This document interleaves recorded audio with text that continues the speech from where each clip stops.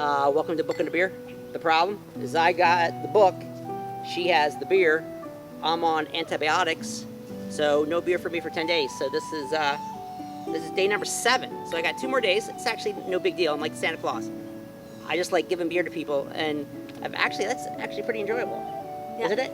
This is a very good beer. What is this called? This is called You're Killing Me Smalls from Evil Genius. It's a raspberry shandy.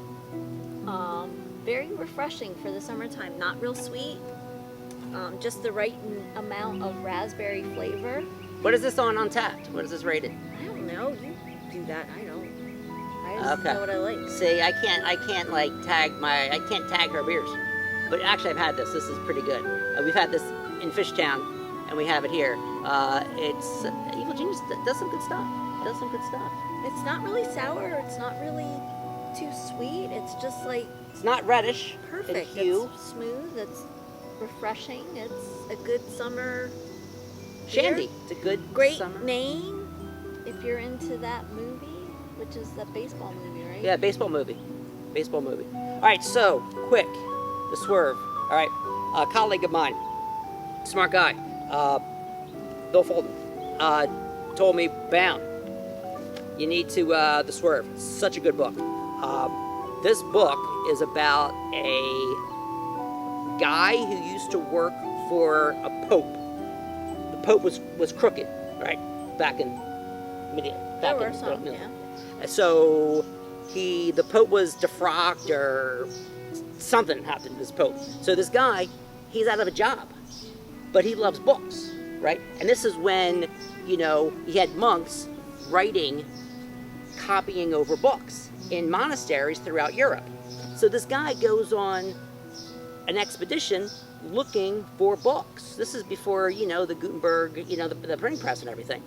And he comes across Lucretius on the Nature of Things, which was this ancient text about Epicureanism, and he brings it to the Vatican, saves it from destruction, and it, in a way, according to Stephen Greenblatt, and I was very convinced, starts the Renaissance, starts people questioning the church, starts, saying, well, maybe we're not immortal, maybe there's more to science, and they were called atomists.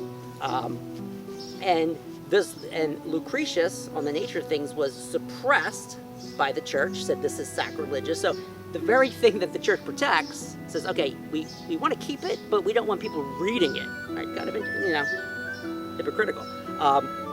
And you couldn't be found with this. So in a way, these monks were doing society such a favor, and it helped, like with Da Vinci, Galileo, Shakespeare, right?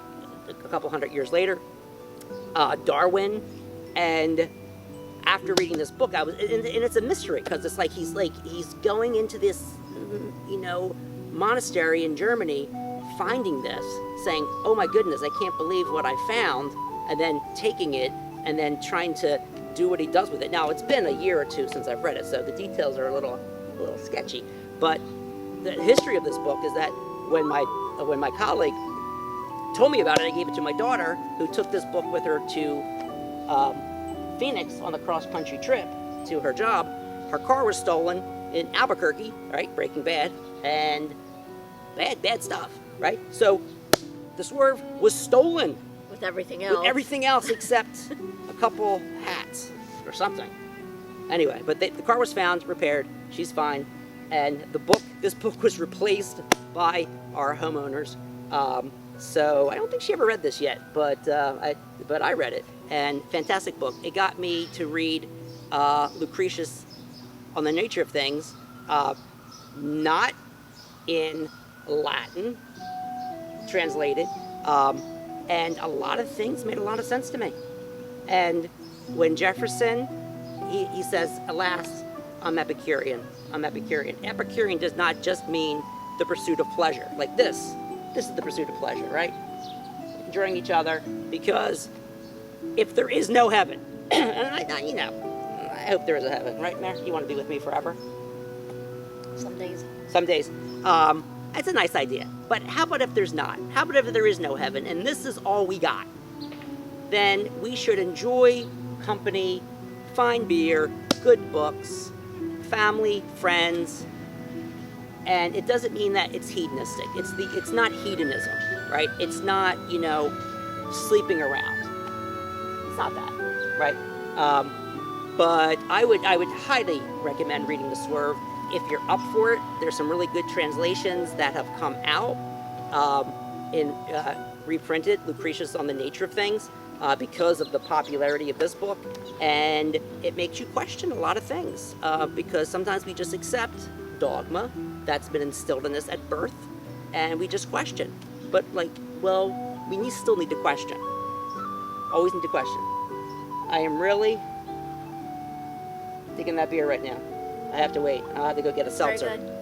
Okay, everyone, thank you so much. Mrs. Bound, any other recommendations for books? What are you reading right now? Not The Handmaid's Tale, the one that came after it. Testaments. Testaments. Good book. Good book. Did I review that? I think you already I think did. I reviewed that book. Book. Okay. Yes. Everyone, take care. Be safe out there. Read voraciously, drink responsibly, and enjoy a good craft beer. Take care, everyone. Bye-bye. And splitting is always good. It's always good to split. And then sometimes it's nice to get the whole beer yourself. And sometimes it sucks. Take care.